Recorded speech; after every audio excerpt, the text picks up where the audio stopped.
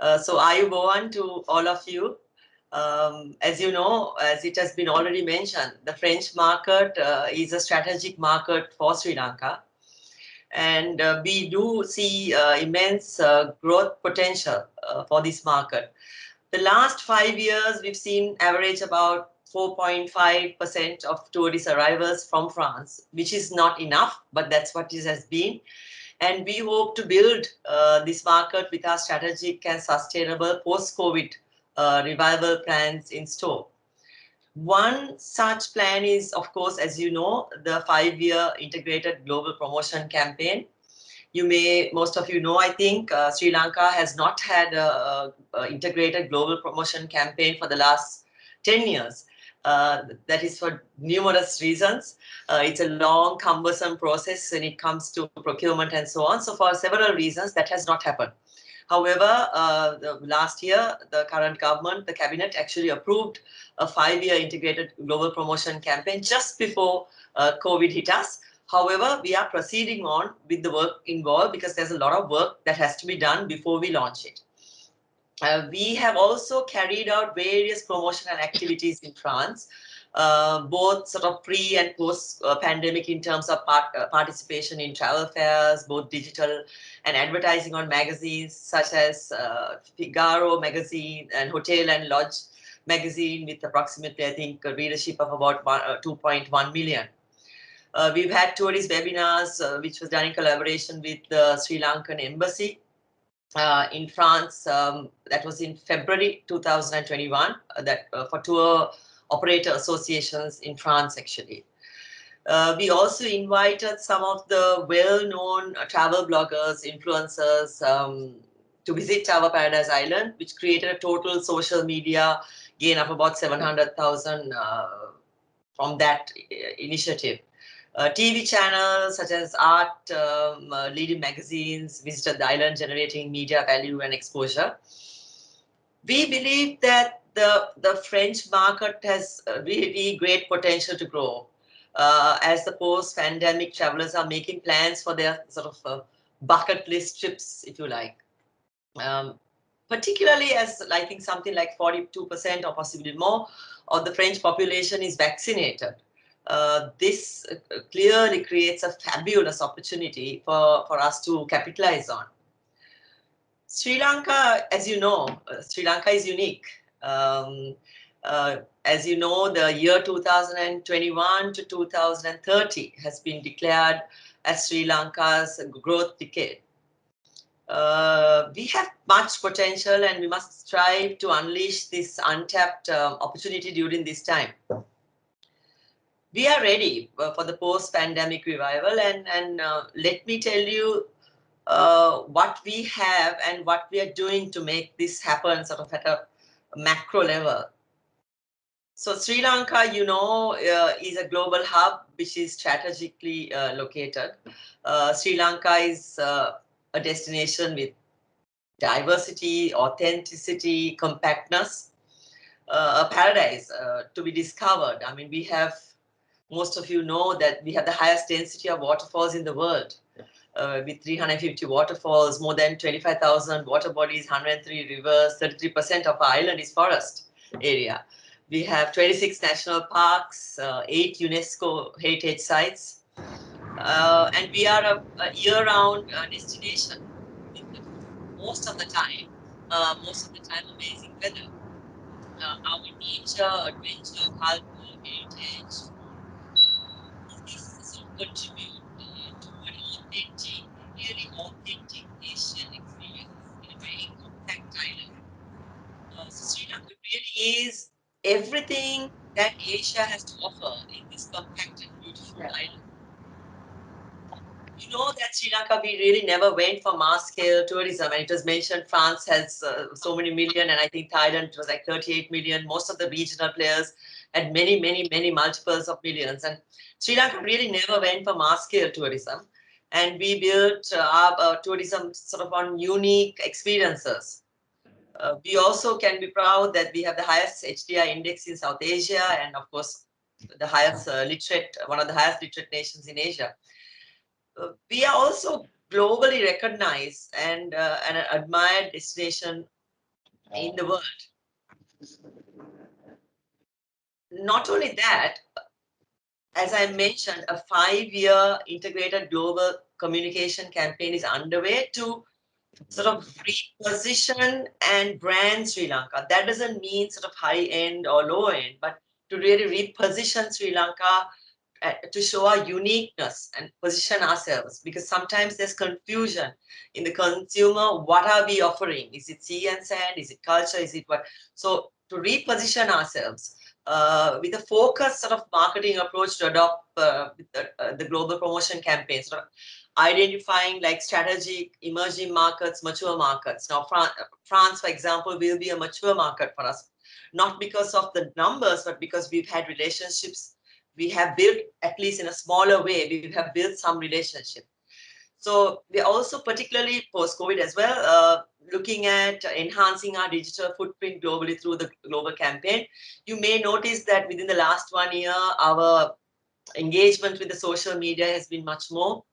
We appointed a PR agency, as well as we appointed a digital marketing expert.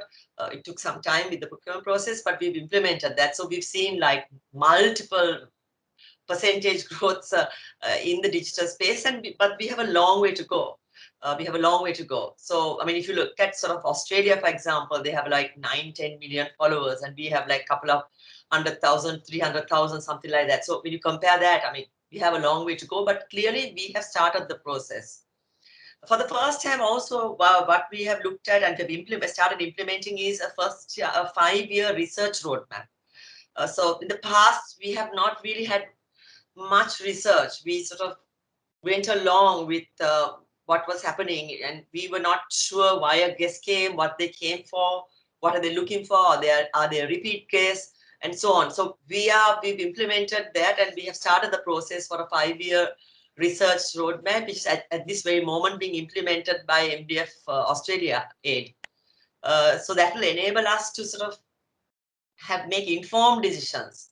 That is from a policymaker, government, regulator point of view, but also really for the industry as well. So when that comes out, we will share it with all of you. So during the post-pandemic, actually, when the world was closed, we live streamed our wildlife parks over 9 days, and we had like sort of 9 million followers at that point. And just basically to keep the dream alive. We've never live streamed anything before. So that was the first for Sri Lanka tourism, and we'll be doing much more. We had planned on doing something underwater, but with this shipwreck, it might not be the right time. So we'll do that maybe in a few months' time. So we are focusing on experiences in making marketing also even to the post-COVID traveler, as well as the younger generation, the millennials. Also, that is another market. With regards to sustainability, actually, I mean, sustainability basically is no longer even an option, I think. So the green building concepts have already been implemented. So anyone who is doing a tourism project from next year, January, they would need to adopt the green building concepts. We have now issued the guidelines to the investors, but we haven't made it mandatory. But from January, we are looking to make it mandatory. So sustainability is becoming totally absolutely necessary. And environment, sustainability, also sustainability in a broader sense, not necessarily only related to the environment, but sustainability in a broader sense is becoming very important. We know that we are a small island, and so we are vulnerable to climate change. About 50% roughly of our inhabitants are living on the coastal area. So people are very conscious of it. Our citizens, but not only that, but even the travelers are becoming more conscious even of their footprint. And it is essential, like destinations like Sri Lanka, that we sort of focus on the environment and sustainability to remain attractive to the global traveler. So we have commenced already the GSTC accreditation. We have already commenced that. As you know, Sri Lanka banned single-use plastic. Now, single-use plastic is banned, but it's still used. So it's not implemented.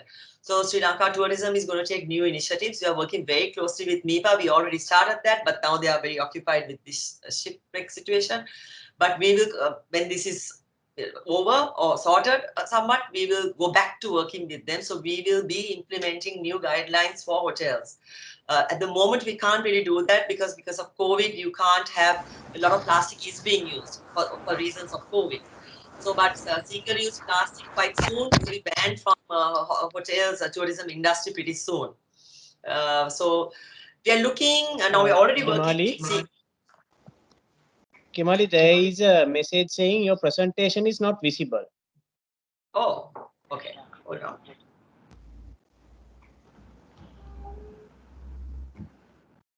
Okay, it's back up. It's back up. Okay. So basically, we are working with Sigiriya to make it the first sustainable destination in Sri Lanka. So what are we talking about in Sigiriya? We are talking about not allowing single-use plastic. We are going to put solar energy there. We are going to put water fountains there. Sri Lanka tourism. We will be doing that with them. We are also, as a side thing, we are also putting augmented reality. A cabinet paper has already been prepared, and His Excellency President also we have spoken to. So we are going to go ahead with the cabinet paper to make Sigiri the first sustainable destination. So it's not just talk, but actual work has been done. And we are working with the archaeology department as well as CCF in this regard. So as I mentioned, the new tourism investments will be given a sustainability guideline going forward. Our ancient architecture, which was, was environmentally friendly, sustainable, is really, we find, gaining a lot of new interest, which is we are really thrilled about. So the Sri Lanka has traditional elements of design used really for centuries. So we are also encouraging investors, and we are also encouraging people who have already built also to look to us using the natural light, the air, all that to try to use it. The social sustainability, as I mentioned before, is really equally important for us because, as you know, we are a multi-ethnic, multi-religious community with many diverse sort of cultural roots. So this is critical for us that we involve all communities in the development and the success in the future in tourism.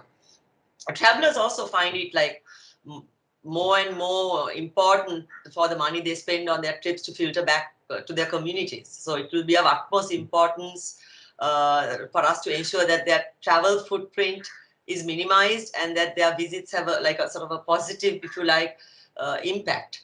So post-pandemic, we will see a huge shift, we feel, in people wanting to connect with communities and sort of with nature when traveling, and it's really perfect really for Sri Lanka, So using these traditional systems and a traditional way of living for Sri Lanka post-COVID will be more and more. That's how we see this.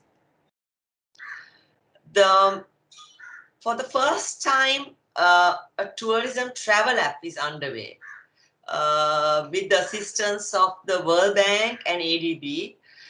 Which is focused sort of on enhancing visit experiences and improving service quality. The app is being developed. Actually, World Bank and ADB will be paying for it. The app is being developed following benchmark exercises. So we compared like Australia, Dubai, and a lot of the other countries, their apps, and we extracted what was good for us and we localized it for us. And we really believe that ours will set a new standard in terms of an app, actually. So there are about 5,000 sites we have already compiled, more than 5,000 sites actually. We have compiled more than 5,000 sites island-wide. So we have also allowed ticket purchasers, whether it is for Sigiriya or for Yala, government line agency tickets to be bought online. With the event calendar, the maps, explanation on tourist sites and so on.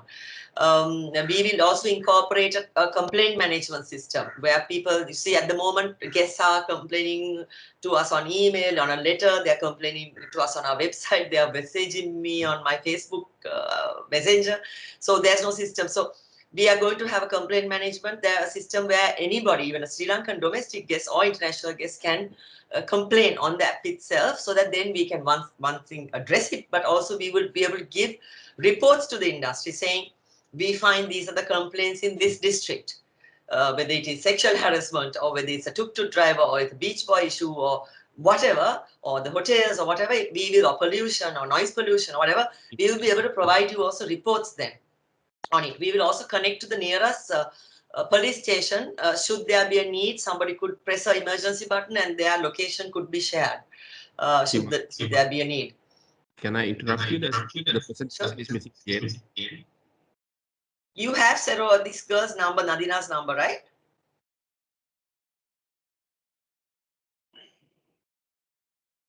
I think she is also on the call. Kimarli, you can carry on. We will try to get the presentation. Okay. You carry on. Okay.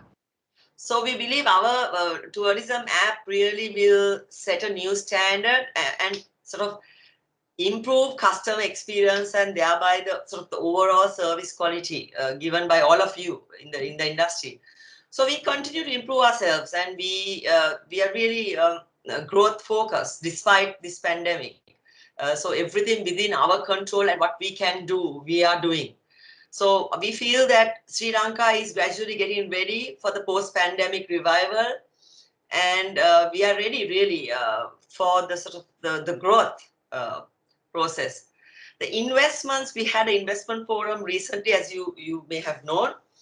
Unfortunately, again, that ship situation happened like right during that very process, during that time. But despite that, last year we streamlined the whole investment process.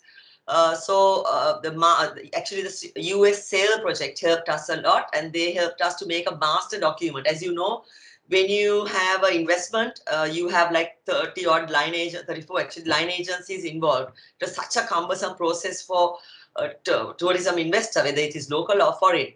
So what we did was we created a master document and merged all the line agencies' requirements into one document. So when you do want to do an investment in Sri Lanka, you just come to us and you take our application, and it covers all the line agencies. So it's just now one application when you invest in tourism. Actually, this resulted in our investments increasing in 2020 despite COVID over 2021. So we basically have a one-stop facilitation unit at tourism. So in the past year, I mean, during sort of COVID, we had new experiences approved, some actually implemented and some approved. We approved like a floating hotel on the water. We had a cable car project in the hill country, which we have approved, going OT plantations and forest, which is in Nuwareli actually. Approvals were given for wellness-based sort of fully integrated boutique hotel complexes. So we still see that the Sri Lanka inventory is also continuing to expand despite COVID, and you'll be surprised several foreign investors continue to contact us, and they are investing in Sri Lanka, and locals as well. So it's quite interesting that they see the value. Sometimes us Sri Lankans don't see the value, but sometimes you do see people seeing the value in investing in Sri Lanka. But we do find that the way they are doing things, which is pleasing, and really nice to see that they are looking at sustainability, they are looking at all these things when they are now building new, which is really cool. So we have a lot of incentives for investors. You know that tourism is considered an important industry. Hence, bad tax holidays are given, exemptions are given. Why you know that? We also support them with import of raw materials, for visa issuance like expats. By the way, we have made a streamlined also visa issuing process. We've streamlined that and also the liquor license facilitation. All that is done by us for them. So Sri Lanka tourism basically helps the investor right throughout the process to solve all their sort of regulatory or sort of approvals. Investment opportunities are vast. I mean, we always sort of encouraged tourism investors to come into the country, as of course it's a vital factor for post-COVID pandemic as well.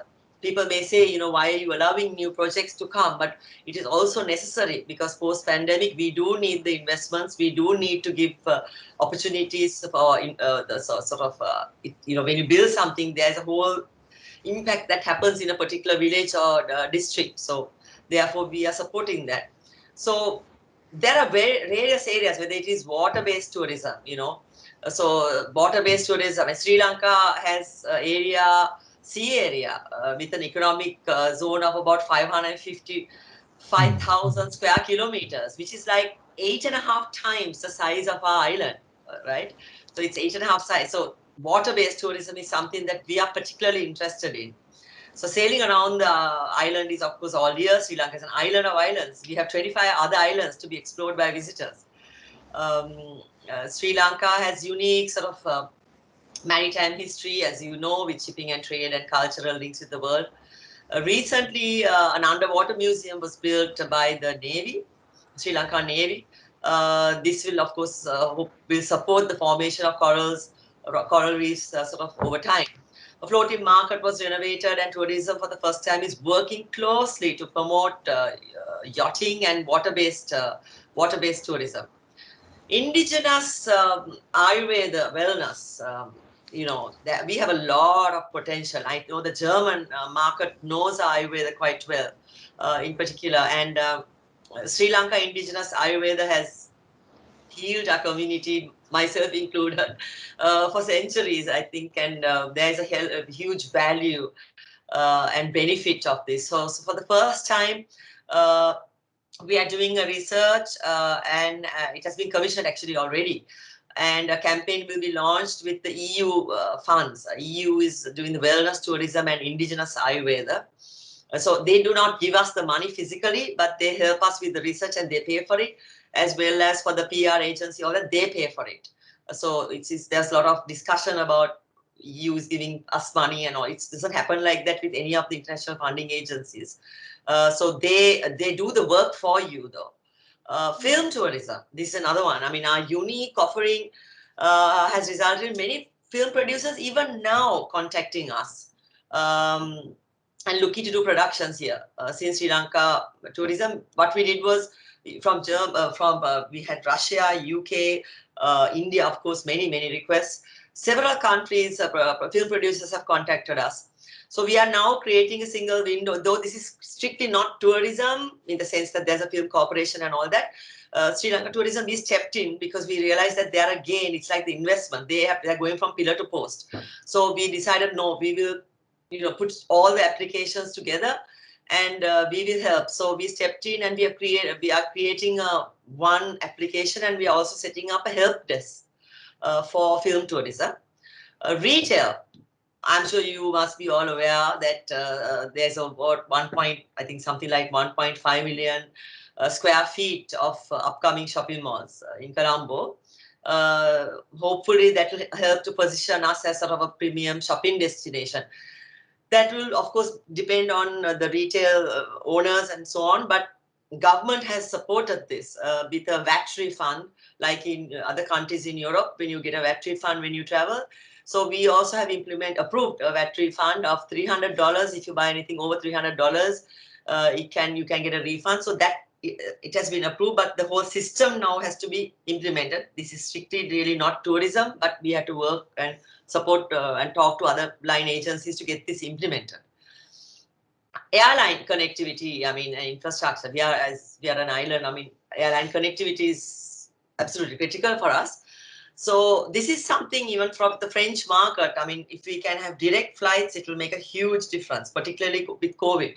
So this is something that we need to pitch for more and more. So during the last year, actually, new airlines were given landing rights by Civil Aviation and Airport Aviation. The airport expansion, as you know, is to doubling capacity at Katnaik has already begun and progressing really well. More licenses were given for sort of domestic flights as well. So officially we have like 5 international airports, but as you know, we are at the moment using 2, that is Katnaik and Mattala. Ratmalana is also operational, but because of COVID, we have not, we opened it and then we closed it, but that is for most smaller aircrafts, private jets, that kind of a thing. And of course, we have 9 domestic airports. Railways also, we are talking to them. They are in the process of sort of upgrading some of their carriages, which is really useful because I think train journey and that experience would add a lot of value for tourism, particularly to some of the key key destinations. So we are working with them on that. We are also creating a land bank actually. So a land bank is underway. It's a long journey to make the land bank. So we have started that land bank process. I mean, Kalpite, for example, has 12 islands we own, which we are looking to have sort of maybe even a minimum room rate, because otherwise people tend to, just for that area, we're looking at that, whether that is possible to pitch like sort of alternate to Maldives kind of, because we don't have that. So this is something area that we are working on with several line agencies. And even water bungalows previously not approved because there are so many stakeholders. We are actually doing also a cabinet paper to try and get approval to do that because the seabed is owned by somebody, wildlife owns the coast conservation. There are several line agencies. We don't own any of it. So we need to get approval to proceed on that. The experiences, I mean, developing experiences is the future for us, and it's critical. So in the in the past, actually, what has happened is that we focused our organization. Promotion Bureau was organized according to countries, like, so it is France or Germany or China or whatever, UK or whatever. But we are also now looking to distribute this job in terms of experiences as well, you know, sort of whether it is wellness, religious tourism, adventure, nautical tourism, aqua sports tourism, medical tourism, food, history, culture, whatever. So we are trying to focus that, and obviously we don't have the skills level always in the organization, so we are trying to get some help also to build the capacity in our team. So Sri Lanka, I think, has now emerged as a destination where travelers have a desire to look sort of, if you like, sort of beyond like the superficial elements and explore more sort of the authentic experience-driven route. So travelers, I think, possibly in the past sort of came for like beaches, only our beaches, but now I think they know that we have like sort of so much more to offer, and in a way, you know, I think, I mean, we all know our island is blessed, and we really have some unique experiences. I mean, you can swim with giant turtles, you can lounge on a yacht and sort of while watching whales or manta rays swimming by, you can explore ancient kingdoms, taking part in traditional paddy harvest, mining for your own precious stones, you know, so many experiences. So we have compiled all this into our database, which will be included in the app, so that people will be able to explore these new experiences, whether it is sort of hiking and camping. All this is included in our 5,000 sites, so that which they can then use with its Buddhist trail or, you know, whatever, you know. So more so than ever, we find, and we are blessed that more so than ever, a lot of diverse ministries, various ministries, industries, sectors are now working very closely with tourism, sort of, and building, you know, CCF, we are talking to them, archaeologists, you know, I've been working well with them. So that's creating a lot of opportunity to be explored by potential investors as well as the current stakeholders, you know. And I appeal to all of you to, when you're pitching and when you're arranging a tour, to try to go to other districts as well, because we have 25, 26 districts. So where the whole country sort of benefits rather than going through the normal sort of routes. Business meetings, I mean, city, MICE, all that is really important for us. We are working with several parties. We are looking digital. We are promoting sort of reaching out to target audiences for the MICE, connecting MICE with leisure as well. So the infrastructure is available to support MICE related, and it's also continuing to grow, actually, we find.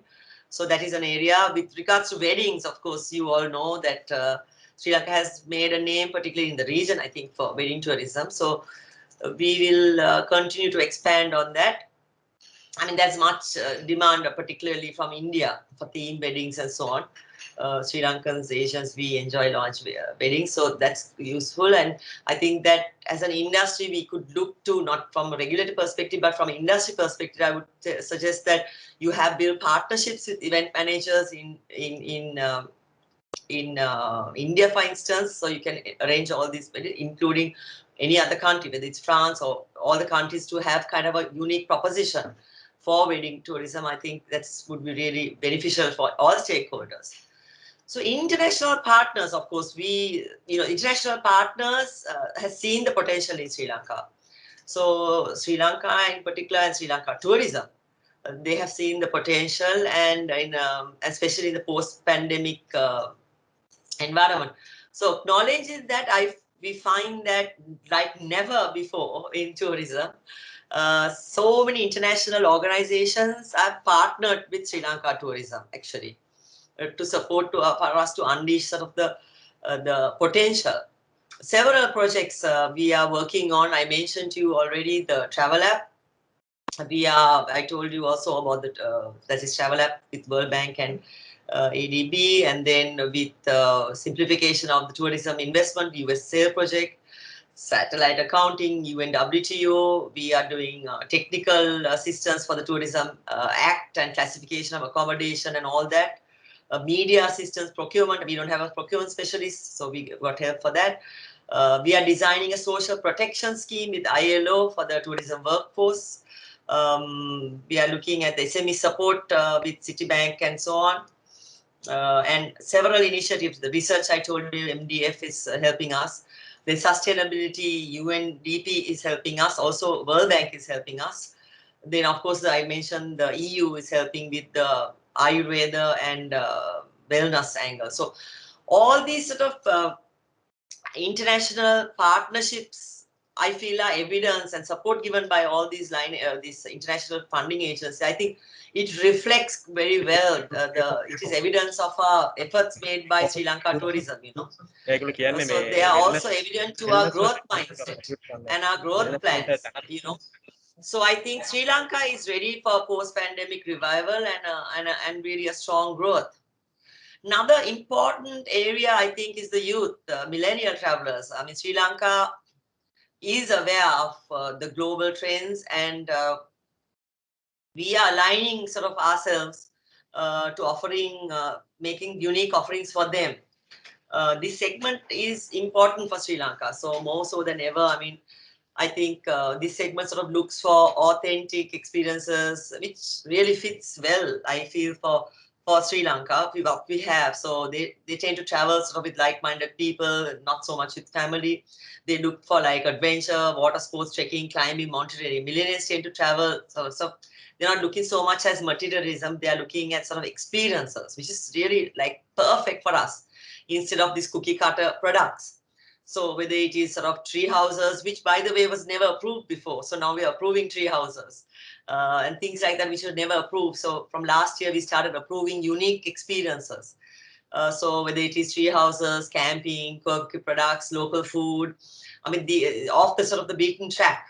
So Sri Lanka, we have all that, so Sri Lanka, many facets of, wellness, meditation, yoga, walking in the forest, relaxing under the water flow. All these things, and this generation is, if you like, the most digitally savvy, demanding generation. And I think we should be able to meet their needs with our app. Also, of course, the work from anywhere concept, the digital nomad. So we have already done a cabinet paper for that, to work from your own sort of tropical paradise sort of concept. So this is something that we are looking for. So actually, I'm ending my presentation close to this. Basically, I think post-COVID, travelers will look to connect with nature. I think we all are. So Sri Lanka has 26 national parks, 33 of our island is forest area. We have the highest density of waterfalls, 103 rivers, amazing here most of the time. So Sri Lanka is a paradise for tourist traveler. They will look for health and well-being, which are indigenous Ayurveda, food that builds immunity, our ancient customs and practices that we'll share with the world, and our meditation and yoga retreats. Travelers will look for space. Sri Lanka never went for large-scale sort of tourism. We pitch for authentic experiences where you can connect with sort of the community. So with the lockdown, you see more people wanting to travel and gravitate sort of more towards big ticket, big idea, bucket list, unique type of experiences. So this is ideal for Sri Lanka. So, with our nature-based camping, trekking, and so on. So Sri Lanka really has, I believe strongly, everything a post-COVID traveler is looking for. And I think it's a fantastic opportunity for us. Really, it is a fantastic opportunity for us. Sri Lanka is a destination with much potential, really, and with improved investment facilitation, which we have done. We are moving into sustainability technology, which we are already implementing. Shift towards the sort of a tourism experiences, if you like. Repositioning initiative with the global promotion, the infrastructure development that we are doing, and of course the able workforce. Sri Lanka is ready. Sri Lanka is ready for post-growth, post-COVID growth. Please spread this news to the entire world and help us reach to as many as possible. I know with the support of you, all of you, together, let us make this happen. Thank you so much. Thank you, Kimarli. So that's a very interesting overview of what Sri Lanka tourism has for all of us. I took down a few notes, and there was 4 interesting items. One was the 5-year global repositioning promotional campaign, which was fantastic, Kimarli. VAT refund for any expenses over 60,000 rupees was also fantastic. I know there's going to be a lot of retail experiences coming around. I see a lot of buildings coming around, and that's what we needed to change this tourism game when you compare to places like Singapore, India, etc. And hopefully that will also definitely, not hopefully, it will definitely increase the number of tourists coming here to do their shopping. And what you told me about the apps, or the audience about the apps, was also fantastic. That's really good news, music to our ears. And let's hope we can get these things done fast.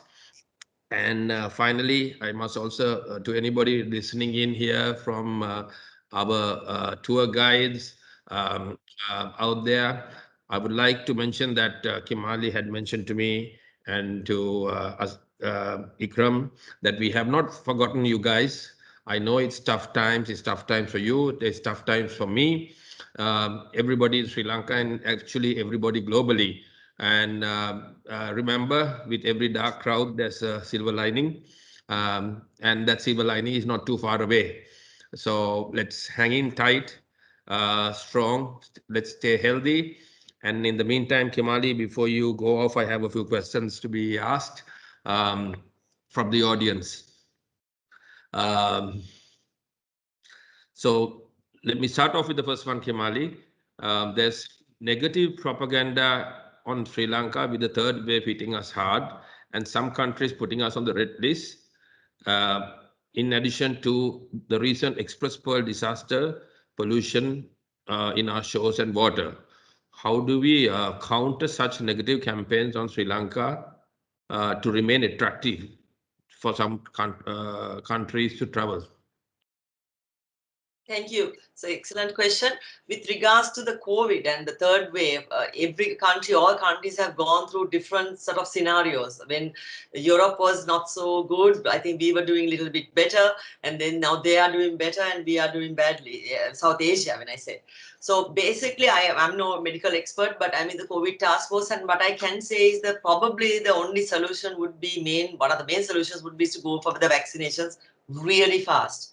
And repeatedly, we have asked Britain, spoken to, lobbied to get the tourism industry vaccinated repeatedly. I mean, at the highest level, including His Excellency the President, we have reached him, and the ministers, everybody.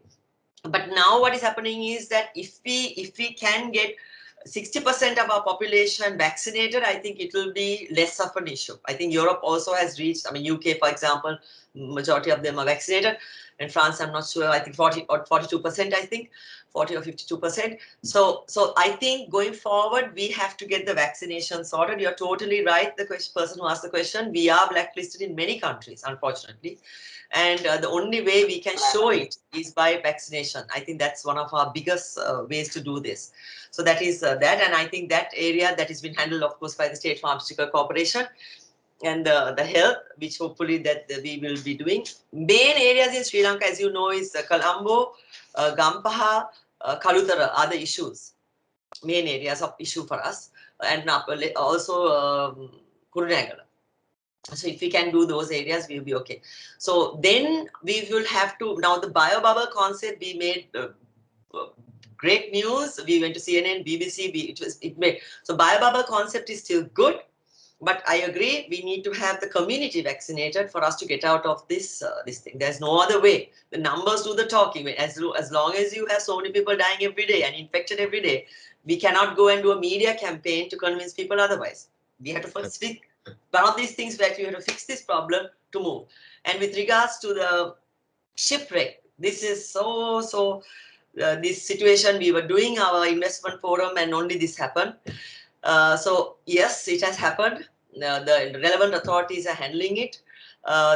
So we have written to all the associations as well, from tourism, asking each association to give us specific areas where you have had any impact. And also we are doing our own study. We have taken all the hotels located from all the way from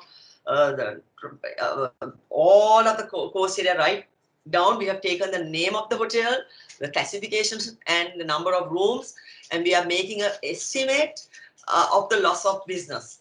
Of course, they will argue opposite, but we had to put our case. So we have taken that list. We are analyzing it ourselves, pending feedback from the industry. From the reputational risk perspective, I have collected all negative media from BBC, CNN, Al Jazeera, name it, everyone, Sky, all these guys, collected all that, and we will make a claim on behalf of Sri Lanka tourism on the reputational damage that has been made to us. That is significant for us because our whole thing is about beach and environment and nature and all that. So we will make a claim specifically on the reputational damage, and we will make a claim on the hotels and whatever who's impacted, travel agents, hotels, guides, everybody. So I'm waiting for the associations to get back, as we are documenting this now. And there's a committee appointed, headed by the chairman of Port Authority. So I'm in touch with him. I spoke to him yesterday as well. So the ball kind of is on our court now. So we have to put a document and give that. Then we will pitch it in a way that it will be the fastest cleanup. If you notice, we started cleaning up. We have over 10,000 people cleaning the beaches. I don't think it has ever been done this fast in the world.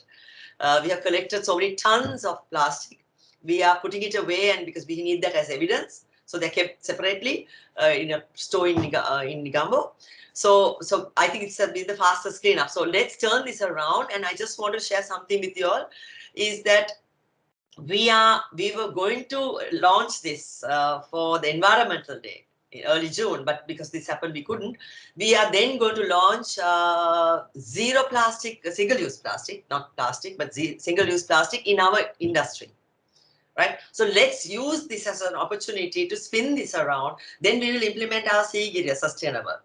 Right. And all our tourism, let's make it sustainable, and let's make a story out of this. And also there are, a lot of people go and do beach cleaning, but that doesn't really help because we need to stop the source of it's coming from inland to our beach. Most of the plastic is from inland. So we are speaking, I'm working closely with MIPA, and actually I'm appointed also as an advisor for that ministry. So I'm working very closely with them. So we will actually, Sri Lanka Tourism will pay for some of the, the mesh you can put in the canals, where the canals come and put so canals closest to tourism places. We don't have money like unlimited. So we have very limited funds. We have no income actually in the last 1.5 years. So we will be putting this mesh to stop coming into the thing. So things like that, let's make this shipwreck an opportunity to jumpstart a thought process. Already we have done a whole song and a theme and everything in Sinhala as well as English and Tamil, asking Sri Lankans to make a change. But I didn't want to implement it now because of this too much noise at the moment. Maybe July August, we will implement it. Thank you. Thank you. See, as a patriotic Sri Lankan and also a shipping industry personnel, I myself is disappointed at what happened with the Express Pearl.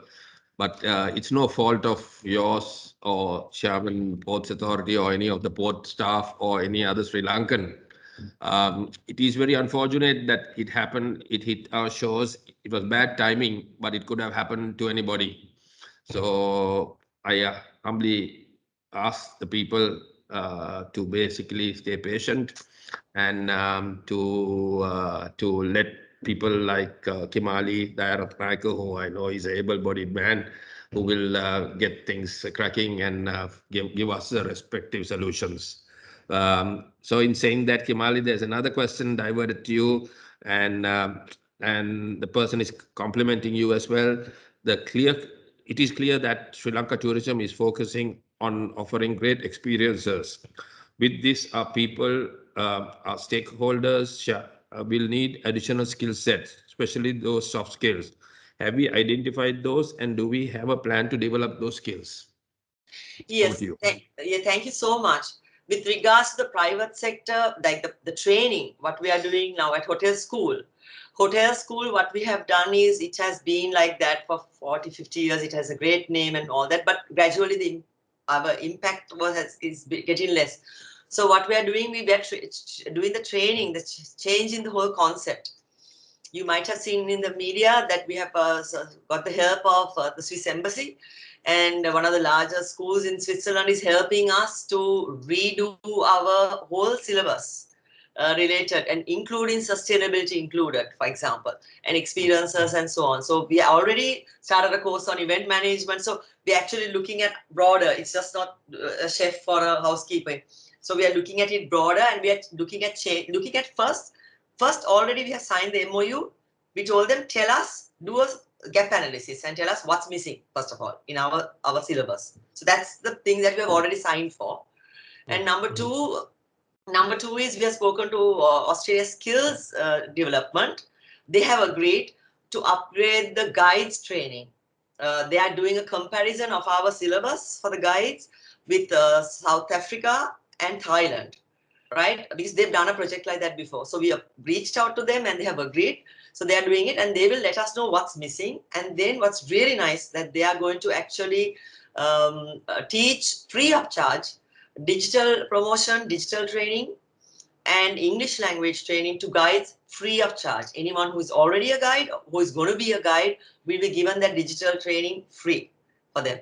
So that where they also can have their blog, and then they can promote themselves. Because remember the travel app, we will be having all the hoteliers, the travel agents, the guides, all registered with us, restaurants, right?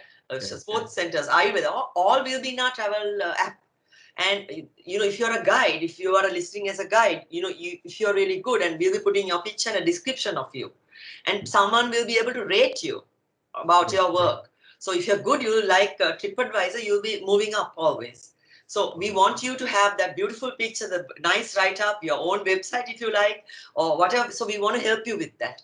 So yes, you're totally right, because we have got used to that, package tour, you come, stay in one hotel and go. But now we are pushing for experiences. But I do find that the younger generation is really into this, and a lot of them do speak to me.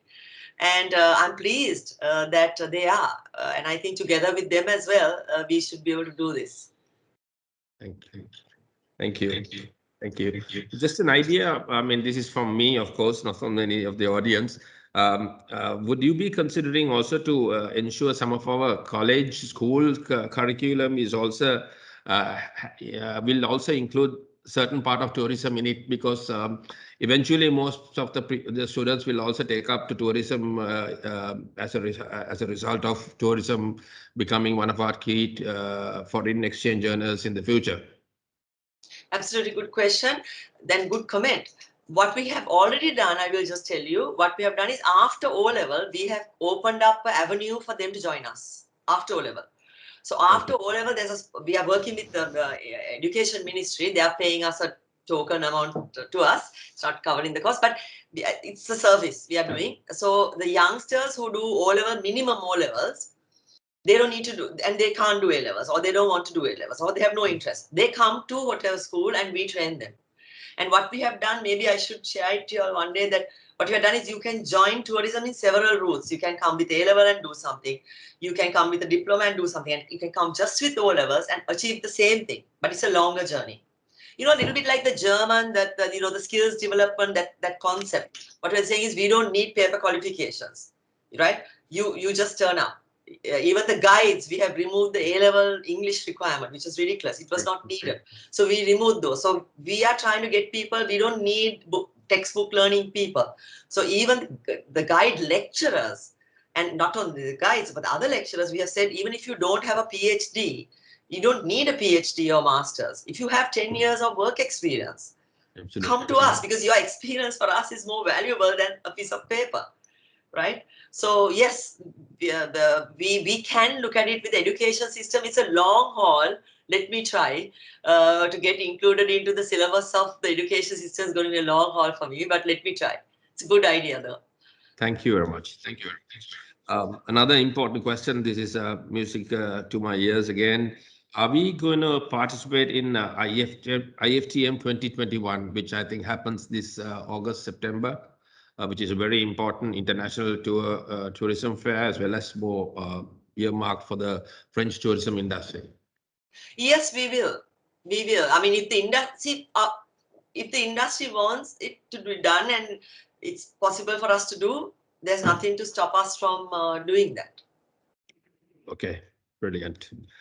The next question will be, will Sri Lanka open the doors for the Indian market, as there is a great potential for Indian tourists and foreign expats living in India? Yes. You know, it depends who asks the question, because sometimes they scream at us and send abusive emails to us saying, don't allow Indians to come in. And then when you don't allow, they say, why are you not allowing emails to come in? I get Facebook messages, this and emails, whatsoever. So you can't win. But I totally agree. Indian market is critical for us. However, at this point, it would not be prudent for us to do so. So the moment we get ourselves vaccinated, maybe that's an opportunity then to open it up for them. It's eventually they are our biggest market, actually, one of the biggest markets. So right now, probably not. Because there'll be uproar in Sri Lankan community if we do that. But we will eventually, absolutely.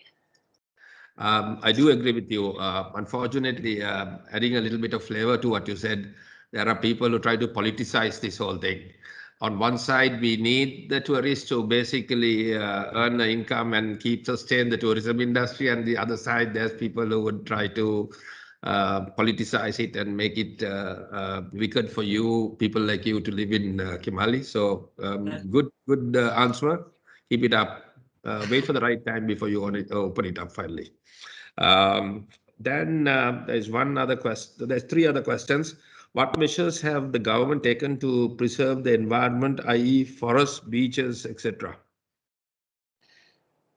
Tourism, I don't handle everything. We are not in control, if you like, of everything. But with regards to beaches, as I mentioned, Marine Environment Authority and us, we are working closely. So as I said, we will work with them very, very closely. With the forest, I know there was a lot of some it was not true, some true. What was said, I think the senior officials of the government are very much aware of the need, and I think they will take the relevant decisions on that.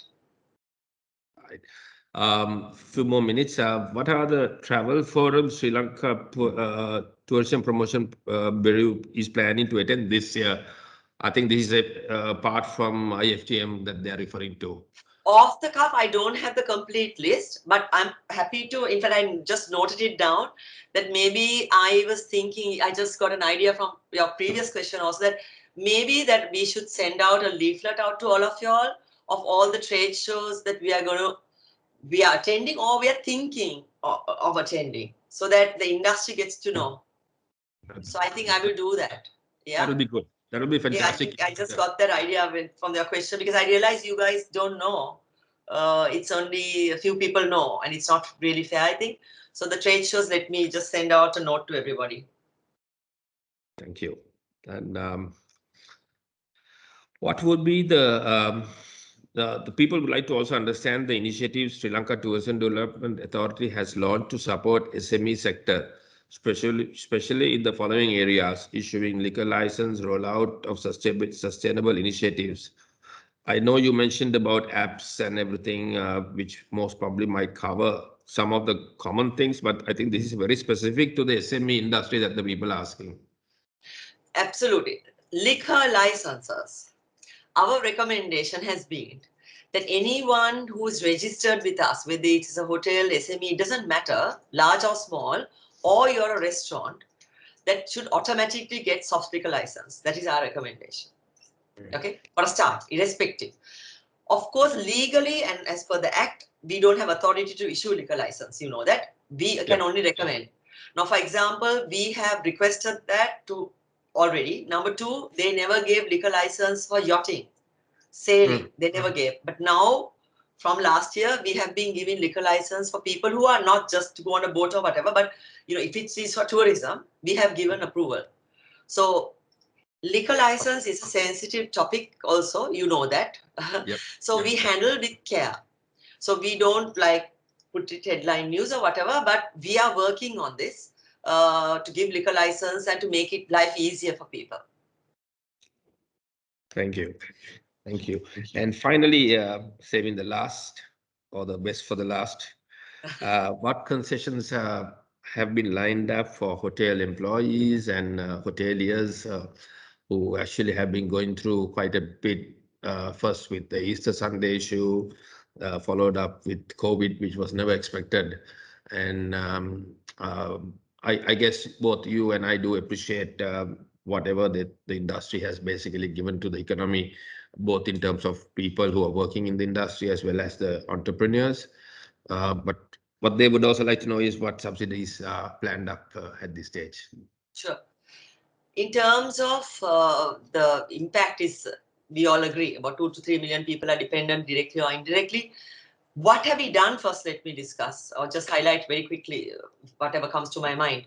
The liquor licenses we have extended, so even if you have paid, you don't have to pay for the liquor license.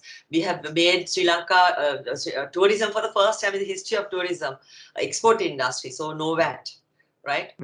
Then we have given the registration, the licensing, given time reduced. We have done provisional licensing for people, which was never done before. We have given electricity bills don't have to be paid for a certain amount of time. Water bills don't have to be paid for a certain amount of time. The moratorium was given, extended, now extended to September.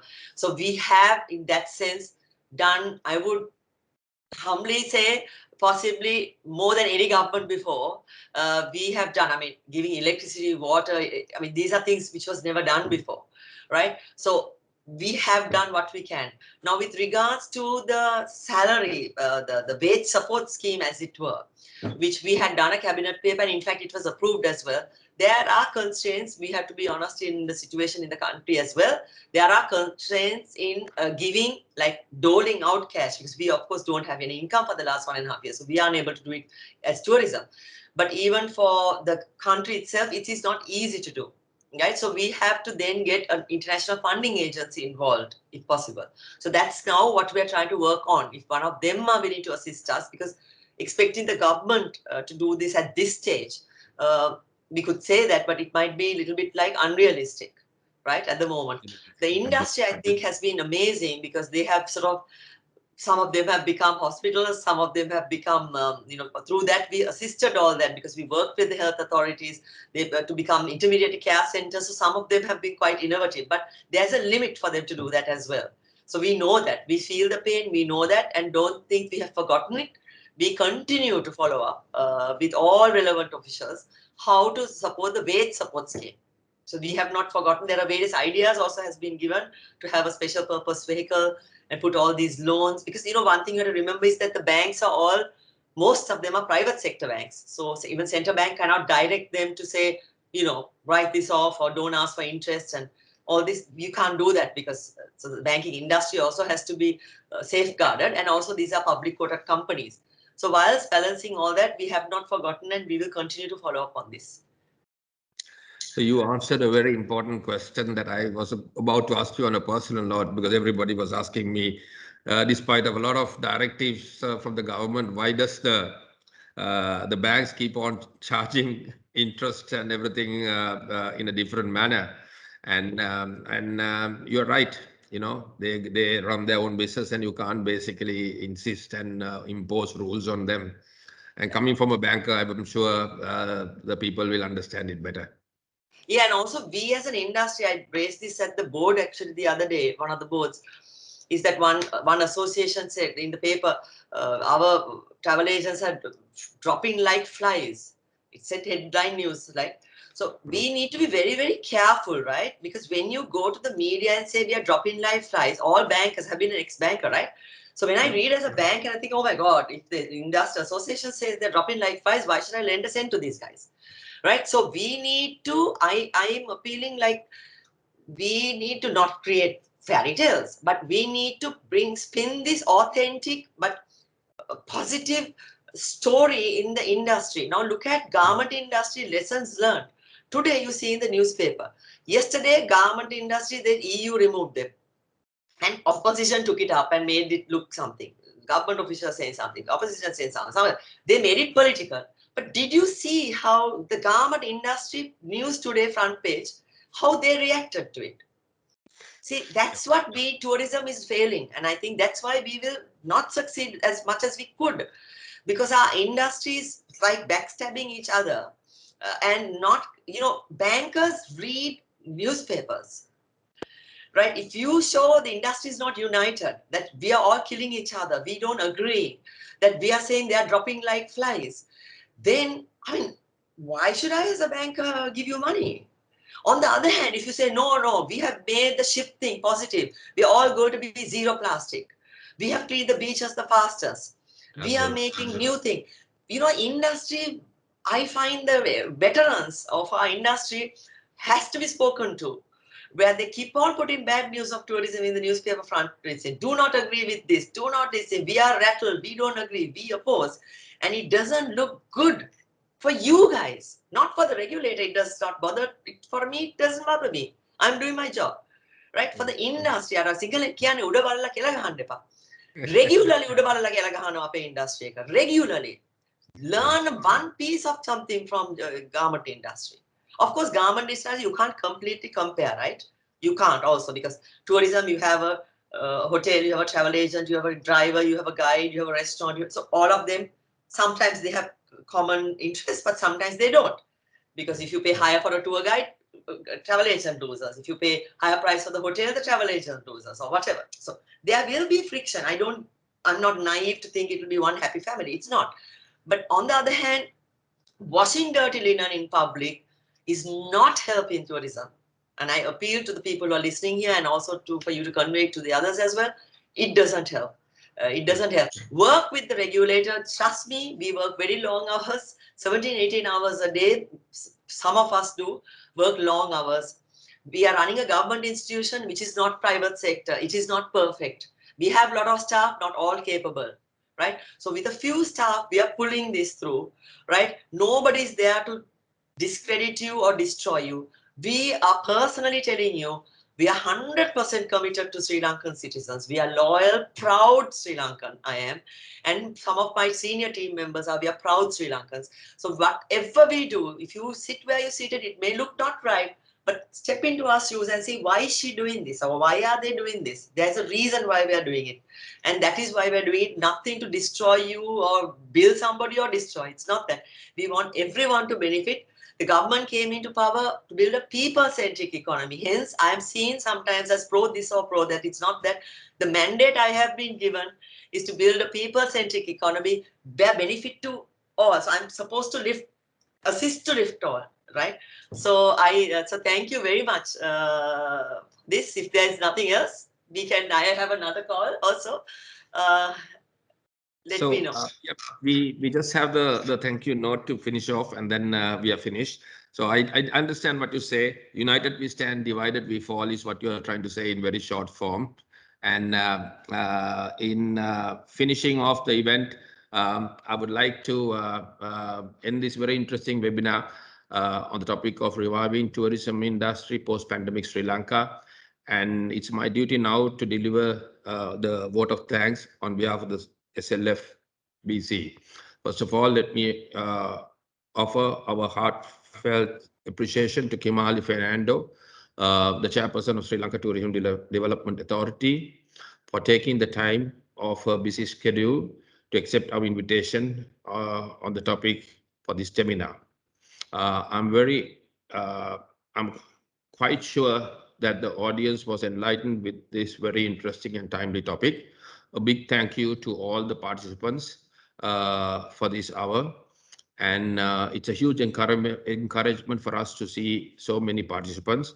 I would like to extend my appreciation to our President Ikram Ghazali for all his efforts in making this event possible, our executive committee members of Sri Lanka French Business Council, Niroshani from the Chamber, all those other people who assisted from both Kimarli's office, my office, and Ikram's office. Thank you once again. Have a great day, and are you born? Thank you, Kimarli. Thank you.